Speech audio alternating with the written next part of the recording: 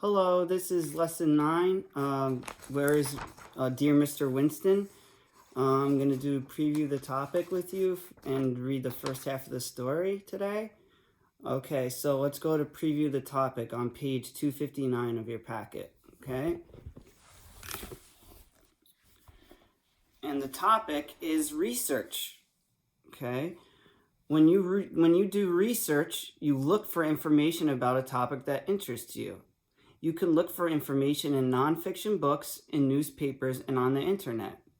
Many students begin a research project by visiting the library. Interviewing experts on a subject is another good way to learn about a topic. Sometimes research doesn't go as planned, however. In Dear Mr. Winston, a student's research takes an unexpected turn. Okay, so research is like what we did when you guys chose careers in the science field. We researched information off the internet, and then you presented about it, or you read a paper about it. So let's see what happens in Dear Mr. Winston. Let's see what happens with the research here. Okay, so we are on page 261. It says, Dear Mr. Winston, from when I went to the library.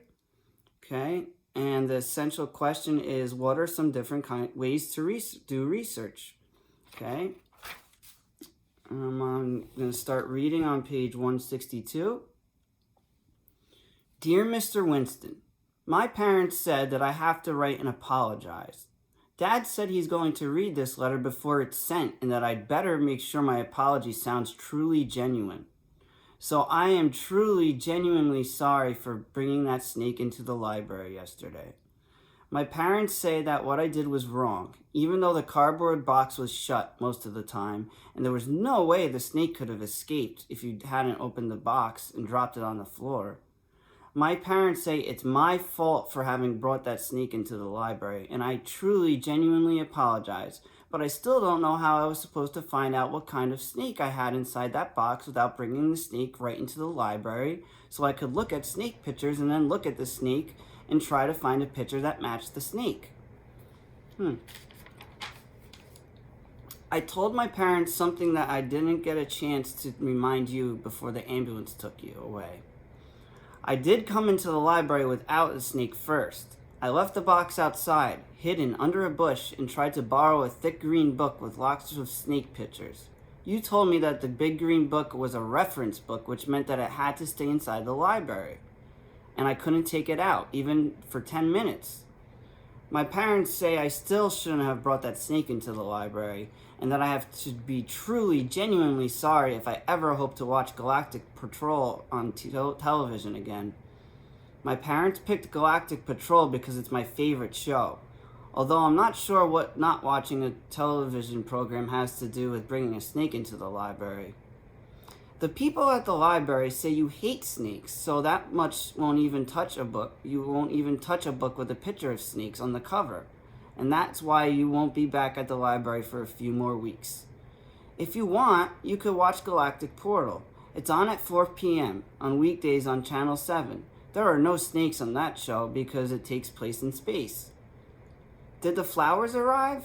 Dad picked them out, but I have to pay for them with my allowance for the next 2 months. The flowers are proof that I am truly, genuinely sorry for having brought that snake into the library. I hope the people who work at the library find that snake soon.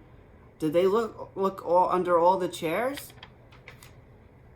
That snake isn't dangerous. It's a local snake, and there are no poisonous snakes in Matabola. The people in the library say you know that too because that was one of the reasons you decided to move here. I bought a snake from a friend. I paid month's allowance for it, which means that the snake has cost me a total of 3 months' allowance, and I only owned it for 1 hour. Mom says I don't have to tell who sold me that snake, so I won't tell you either because Dad says he's going to read this letter. Besides, I don't want you to be mad at anyone else while I am the one who brought the snake into the library yesterday. I am truly, genuinely sorry. I want you to know that I didn't plan to show you that snake. I didn't mean to scare you at all. I knew where the big green snake book was kept. I put the box on a table close to the book and tried to find the right picture. I looked at the picture, then at the snake, at another picture, and then at the snake. I did that 5 times, and I could tell you that the snake inside the library is not a python, a rattlesnake, an anaconda, an ASP, or a cobra.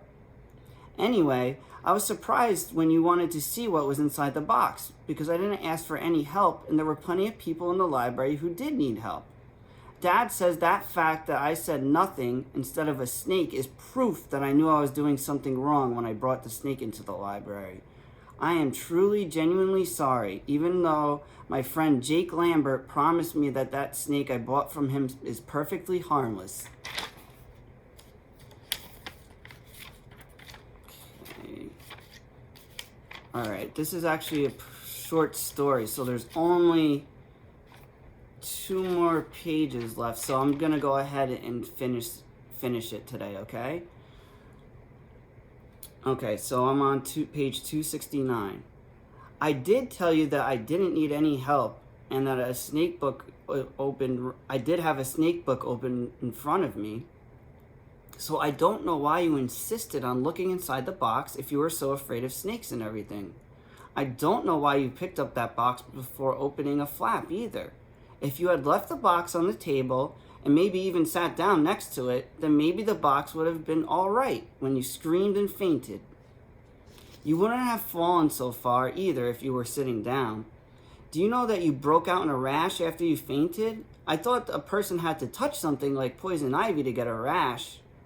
I didn't know it was possible to get a rash just by thinking about something, but my parents say it really can happen.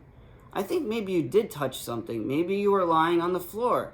That snake slithered over to you and touched you. Did you know that snake skin feels dry, not wet and slimy at all? I just thought of something. Maybe everyone's looking in the library for that snake, but it's not in the library. Maybe it crawled into one of your pockets or up your sleeve and rode with you to the hospital. Wouldn't that be funny? Why don't you get one of the nurses to check? If it's not in your clothes, it might have crawled out and may be hiding in the hospital someplace. I think people should be looking there too. I am sure you will be talking to the people in the library to make sure they find that snake before you go back to work. I hope they do find it, even though my parents say I can't keep it. If that snake is found, could you ask the people at the library to give me a call? I would be interested in knowing that it is all right. And if they do find that snake and do decide to give me a call, could you ask them if they could compare that snake with the snake in the pictures in that big green reference book before they call me? I would still like to know what kind of snake I owned for an hour. I am truly, genuinely sorry. Your friend, Kara. Okay, interesting story. So, this character, this character, is obviously doesn't understand why, what she did wrong, but she just knows that she's sorry, right? The library owner, the librarian, is afraid of snakes, and he broke out in a rash, and she sent him to the hospital. So she feels really bad about it, but she still doesn't understand what other choice she had in her mind. In her mind, she was thinking, okay, I'll bring the snake in and compare it to the snakes in the reference book. Another sign of her personality trait that she has, she's obviously not very careful, because if you notice, she said she wasn't going to tell who she bought the snake from in the letter. But then the next page in the letter, she said who she bought it from. So she's not very careful, and maybe a little bit kind of daydreaming, like that kind of a thing. So it was an interesting story, a little shorter than most of your other stories. So for the Dig Deeper, it's about conclusions. I'm going to read it. It's on page 272 in your packet, okay? It says, conclusions and generalizations. Realistic fiction, like Dear Mr. Winston, includes characters who have feelings that real people have. They face problems that may happen in real life. Sometimes an author expects readers to figure out something on their own. This is called drawing a conclusion or making an inference. A generalization is a kind of conclusion that is true about something most of the time, but not always. In Dear Mr. Winston, you could use text evidence such as details and examples to help you draw a conclusion about what Kara is thinking and feeling. Reread the beginning of Kara's letter. What conclusion can you draw about Kara? Okay, so you have three bubbles here. It says conclusions or generalization.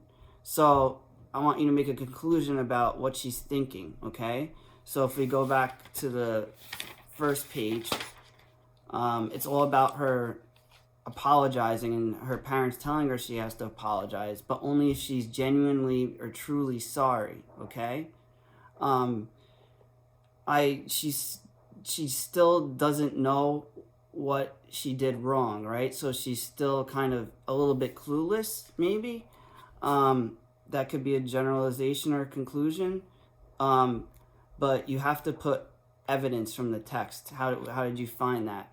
How did I determine that? Okay, I looked, and if you look back to page 262, she says she genuinely apologized and she's truly sorry, but she still doesn't know how she was supposed to find out what kind of snake it was inside that box without bringing the snake into the library.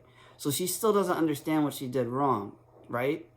So make a conclusion about the beginning of, using the beginning of her letter on page 262, make a conclusion about what she's thinking or feeling, and then give me a sentence or two from the text that supports your conclusion, okay? Thanks for watching.